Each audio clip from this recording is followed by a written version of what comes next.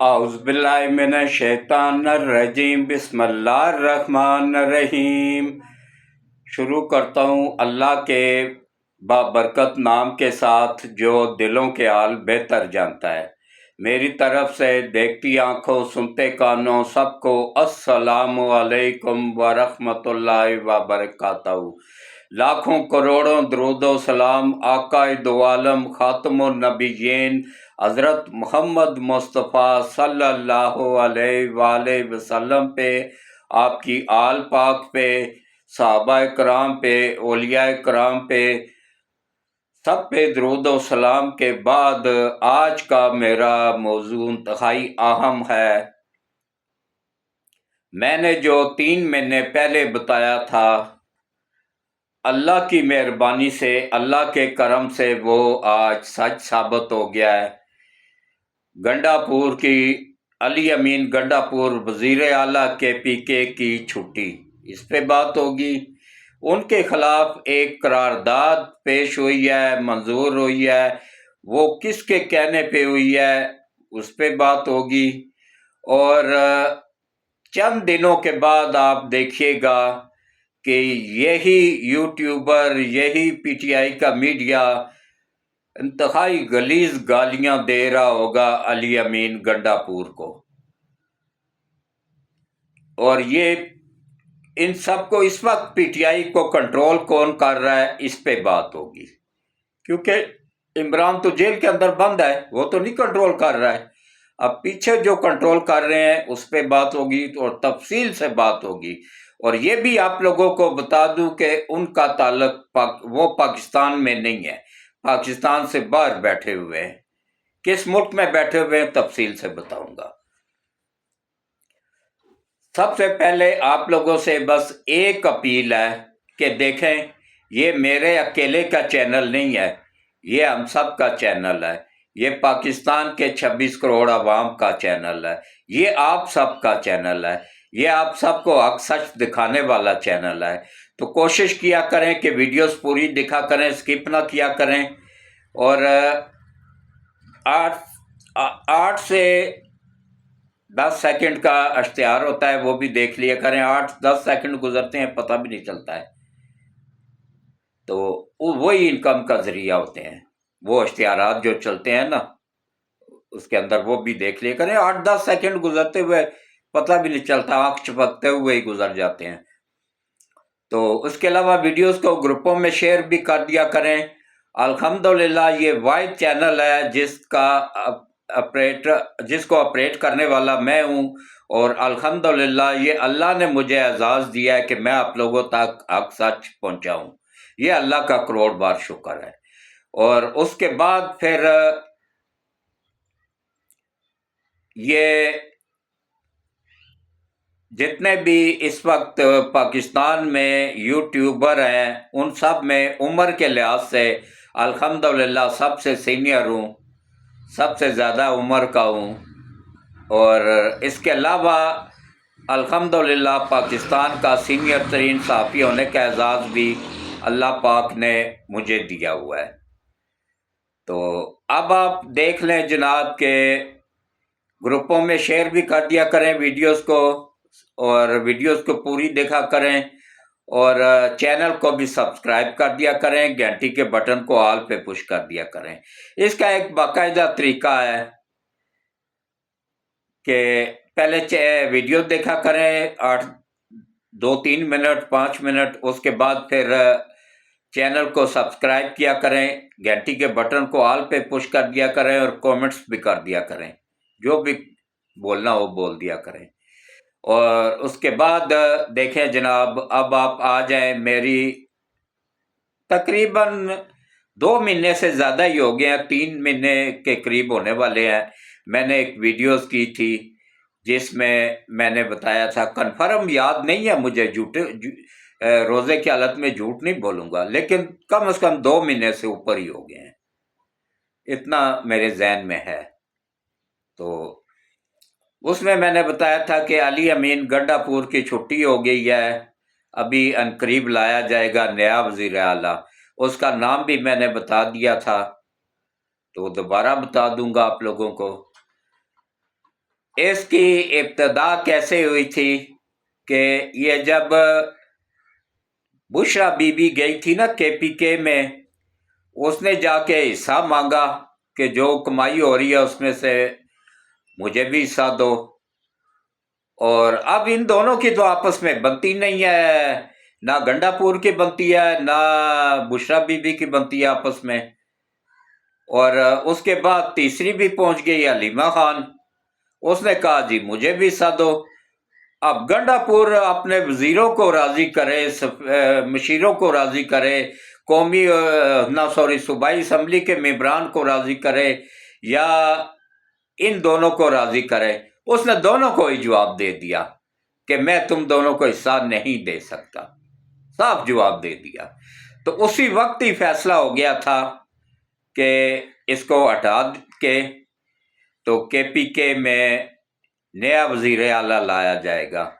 تو اس وقت جو اتفاق ہوا تھا اس کے نام پہ وہ تھا اسپیکر KPK اسمبلی، صوبائی اسمبلی کا اسپیکر، اس کے نام پہ اتفاق ہوا تھا، اور اسی کے تھرو ہی جنید اکبر کو لایا گیا تھا، جو کہ گنڈا پور کیا کہ میں KPK کے سب سے کرپٹ ترین بندہ ہے، اور اس کو صوبائی نہ صرف صوبائی صدر بنایا گیا PTI کا، بلکہ اس کو تمام اختیارات دے دیے گئے، اور ان دونوں کا، گنڈا پور کا اور جنید اکبر کا، آپس میں اس طرح کا ہے نا کہ جیسے جانی دشمن ہوتے ہیں ایک دوسرے کے۔ یہ اگر ایک دوسرے کا ان کا آمنا سامنا ہو جائے نا تو ہو سکتا ہے یہ ایک دوسرے پہ فائر کھول دیں، اس قدر دشمنی ہے ان دونوں میں۔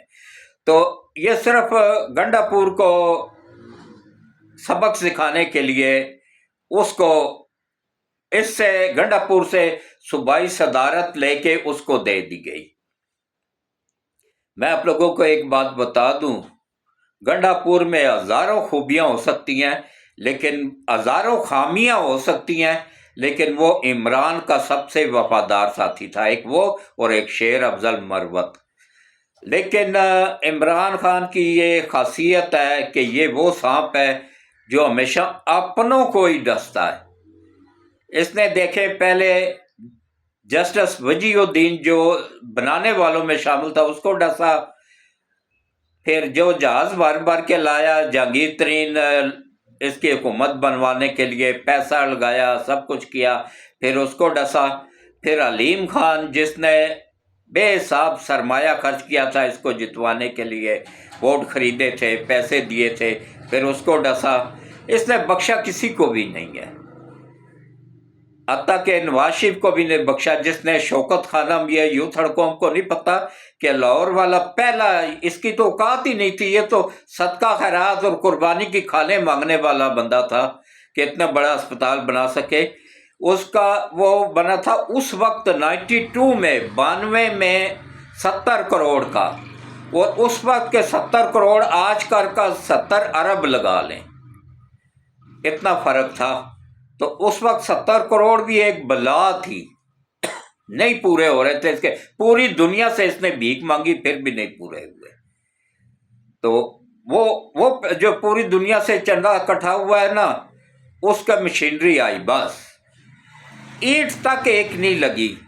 50 کروڑ میاں شریف نے دیا، نواز شریف کے والد صاحب نے اپنے ذاتی جیب سے 50 کروڑ، اس وقت بہت بڑی اماؤنٹ تھی۔ یہ یوتھ قوم کہہ رہی ہے کہ ان کا فلیٹ رشوت کے پیسوں کا ہے، لندن فلیٹ۔ او بھائی اس وقت تو وہ فلیٹ 8 سے 10 کروڑ کا تھا، جس وقت 50 کروڑ انہوں نے صدقہ دیا تھا عمران خان کو، شوکت خانم کے لیے، میاں شریف نے، اور اس کے بعد پھر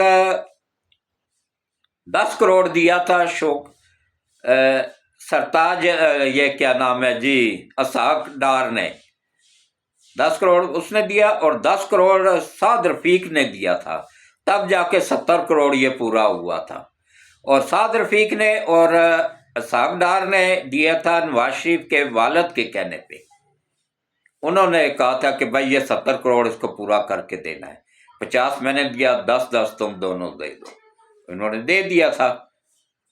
ہاں، بے نظیر نے 1 روپیہ بھی نہیں دیا تھا، بلکہ اس نے روکا تھا، کیونکہ وہ سمجھدار تھی۔ نواز شریف تو اتنا نہیں ہے سمجھدار، میں اس کو نہیں اس قابل اس لیول کا سمجھتا ہوں کہ جس لیول کی بے نظیر تھی۔ وہ بہت ہوشیار چلاک تھی، اس نے روکنے کی کوشش کی تھی۔ پھر نواز شریف نے، وزیر اعلیٰ تھا پنجاب کا، اس نے نہ صرف جگہ دی بلکہ بے حساب وسائل دیے، پھر ٹیکس میں رعایت دی، مشینری بغیر ٹیکس کے اس کی باہر سے امپورٹ ہوئی۔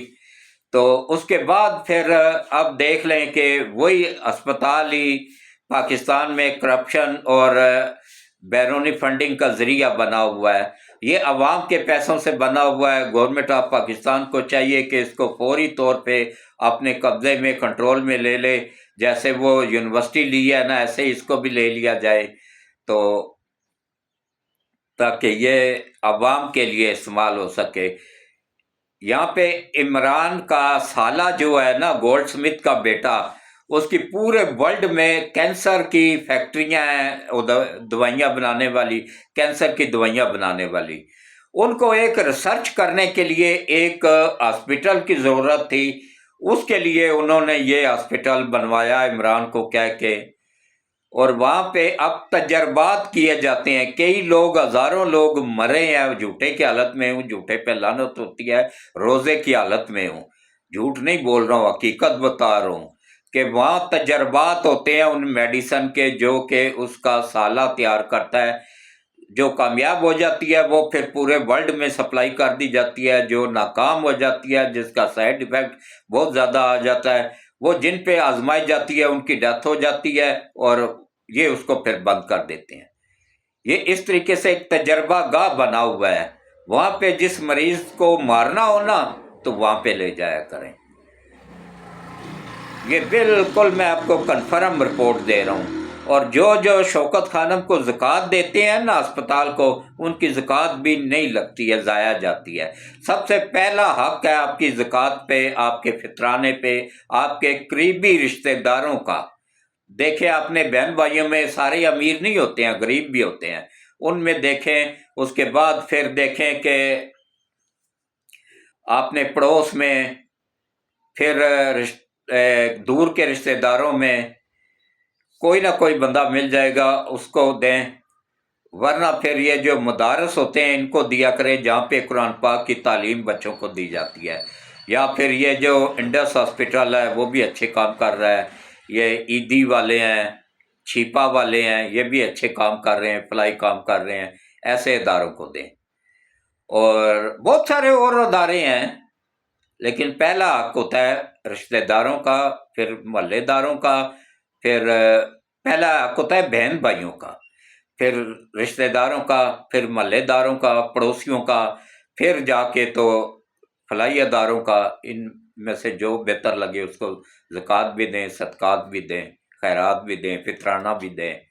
اور اس کے بعد دیکھیں جناب کہ اب کس طریقے سے اس کو ہٹایا جا رہا ہے۔ ایک قرارداد کل منظور کی گئی ہے، اس میں وہ میں نے عکس بھی اس کا لگا دیا ہے، اس پہ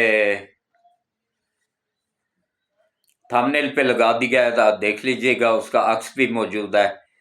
اس میں صاف انہوں نے لکھا ہوا ہے کہ ملک میں، اچھا پچھلے 10 سالوں کی کارکردگی پہ بات نہیں ہوئی ہے، 1 سال کی کارکردگی پہ بات ہوئی ہے کہ بھائی 1 سال میں گنڈا پور نے کچھ نہیں کیا، پشاور میں انفراسٹرکچر تباہ ہو گیا، سڑکیں تباہ، یہ تو پچھلے 10 سالوں سے یہی کچھ، 11 سالوں سے یہی کچھ ہو رہا تھا۔ اس وقت نہیں یاد تھا کہ صوبہ تباہ ہو رہا ہے؟ اب یاد آیا ہے کہ جب اس کو تبدیل کرنا ہوا تب اس پہ ایک قرارداد پیش کی گئی کہ اس کو فوری طور پہ اس سے استعفیٰ لیا جائے اور نیا وزیر اعلیٰ لایا جائے، نہیں تو پھر ہم احتجاج کریں گے۔ یہ کس کے کہنے پہ کیا گیا ہے؟ یہ کیا نام ہے، بشرا بی بی کے اور یہ علیمہ خان کے اور عمران نیازی کے، عمران خان کے کہنے پہ کیا گیا۔ باقاعدہ اس کی منظوری سے سب کچھ ہو رہا ہے، یہ نہیں کہ اس کو پتہ نہیں، اس کو سب پتہ ہے۔ اور اس کے بعد پھر اب میں آپ لوگوں کو آج بتا رہا ہوں نا، یہ بات میری لکھ کے رکھ لیں، ٹھیک 3-4 دن گزرنے دیں، دیکھیے گا وہ طوفان اس کے خلاف اٹھے گا نا گالی گلوچ کا، کہ اس کی ماں بہن کیا کہ دادی پردادی تک بھی گالی دی جائے گی۔ یہ جو ان کے ٹاؤٹ بیٹھے ہوئے ہیں نا میڈیا پہ، یہ نکالیں گے۔ وہ اپنے ماں باپ کو نہیں بخشتے ہیں تو اس کو کہاں سے بخشیں گے؟ ان کی ٹریننگ اس طرح سے کی گئی ہے، ایسی گندی نسل تیار کی گئی ہے نا کہ جس کو نہ بڑوں کا احترام ہے، نہ اپنے ماں باپ کا احترام ہے، نہ مذہب کا احترام ہے۔ وہ ایک سید زادہ ہے حافظ سید آصف منیر، جو علی کی اور فاطمہ کی اولاد ہے، اس کو گالیاں دیتے ہیں، حالانکہ یہ کافر ہو چکے ہوتے ہیں جب وہ گالی نکالتا ہے ایک سید زادے کو۔ سید کو گالی دینے والا الفن کہہ رہا ہوں کہ روزے کی حالت میں وہ کافر ہو جاتا ہے۔ یہ کس کا فرمان ہے؟ نبی پاک صلی اللہ علیہ وآلہ وسلم کا۔ آپ صلی اللہ علیہ وآلہ وسلم خاتم النبیین، آپ نے فرمایا تھا کہ میری نسل فاطمہ سے چلے گی، فاطمہ کی اولاد ہی میری اولاد ہوگی، اور جس نے فاطمہ کی اولاد کو گالی دی اس نے مجھے گالی دی، جس نے مجھے گالی دی وہ اسلام سے خارج ہو گیا۔ تو یہ یوتھڑ دیکھ لیں، یہ اسلام سے بھی خارج ہو چکے ہیں۔ جس نے بھی گالیاں دی ہیں نا، گالی گلوچ کی ہے، حافظ سید آصف منیر صاحب کو، ہمارے کمانڈر ان چیف کو، علی کی فاطمہ کی اولاد ہے، شاہ شمس تبریز کی نسل ہے، جن کو اللہ نے اتنی طاقت دی تھی کہ ملتان میں انہوں نے سورج کو سوا نیزے پہ بلا لیا تھا۔ تو یہ یوتھڑ کیا چیز ہے؟ اس کو بھی اللہ نے، حافظ صاحب کو بھی اللہ نے بے حساب طاقتیں دی ہیں، انہی کو استعمال کرتے ہوئے انہوں نے ملک بھی نہ صرف بچا لیا بلکہ کرائسس سے بھی اللہ کی مدد کے ساتھ نکال لیا ہے۔ اس میں سب میں اللہ تعالیٰ ہمیشہ اس بندے کی مدد کرتا ہے جو اپنے وطن کے ساتھ مخلص ہوتا ہے۔ تو اس کے بعد دیکھیں کس طریقے سے پھر کیا گیا کہ ایک قرارداد لائی گئی۔ اس کے بعد پھر اب دیکھیے گا کچھ دنوں کے بعد اس سے استعفیٰ لے لیا جائے گا۔ عمران خان اس کو کہے گا بھائی فوری طور پہ استعفیٰ دو۔ یہ اس کو بہت عزت کرتا ہے، جیسے وہ کرتا تھا نا شیر افضل مروت، ایسے یہ بھی بہت کرتا ہے۔ تو اس نے استعفیٰ دے دینا ہے، یا استعفیٰ دے دینا ہے یا پھر اس نے ٹھیک ٹھاک طریقے سے جنگ لڑنی ہے، کیونکہ اس کے ساتھ بھی اچھے خاصے لوگ شامل ہیں۔ یہ پھر یا دو صورتیں ہیں اس کے پاس، یا تو یہ چپ چاپ کر کے استعفیٰ دے کے سائڈ پہ ہو جائے، یا پھر یہ اندر ہی رہ کے اپنے ساتھیوں کے ساتھ مل کے اس کو وہ نہ دے اور اس کے خلاف تحریک عدم اعتماد لائی جائے تو اس کا مقابلہ کرے۔ تو دو ہی صورتیں ہیں اس کے پاس، اب دونوں میں سے کون سی اختیار کرتا ہے یہ اللہ بہتر جانتا ہے۔ غیب کا علم صرف اللہ کے پاس ہے، میرے پاس نہیں ہے، جھوٹ بولنے کا فائدہ نہیں ہے۔